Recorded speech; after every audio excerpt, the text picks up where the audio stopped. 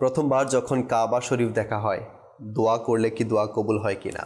প্রথমত যারা first of all খানায় কাবাকে দেখবে, কিতাবে বর্ণিত যারা প্রথমবার খানায় কাবাকে দেখবে, খানায় কাবাকে দেখার সাথে সাথেই যেই দোয়া করা হবে আল্লাহ পাক তা কবুল করবে। সুবহানাল্লাহ। তো ওলামায়ে কেরাম তারা বলেন যে এই জন্য কবুল হয় যে সে সময় যতই সম্পদশালী বান্দা হোক না কেন, সেখানে সে নিজেকে একেবারে ছোট মনে করে, আর একেবারে হৃদয় আমাদের নরম থাকে, চোখ দিয়ে অশ্রু বয়ে যায়, আর আমাদের যতগুলো আমরা পাপ করেছি নিজেকে কিছুই আমরা মনে করি না।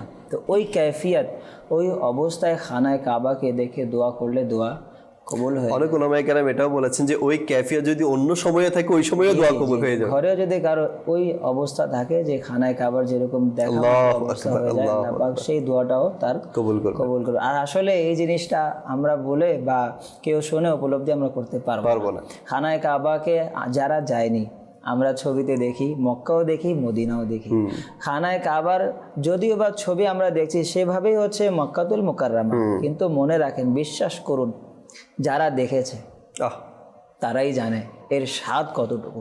প্রথম দেখার যে স্বাদ এবং খানায় কাবার যে গিলাফে কাবা যখন ধরা হয়, গিলাফে কাবা ধরার পরে দিলের যে অবস্থা, আশেপাশে কান্নার আওয়াজ, সে জায়গায় গেলে মনে হবে যদি কোনো বান্দা বড় বড় পাপীও যদি থাকে না, লিয়াকত ভাই, তওবা করে না, আল্লাহ পাক সেই বান্দার তওবাকে কবুল করবে, তার গুনাহকে মাফ করে দেবে।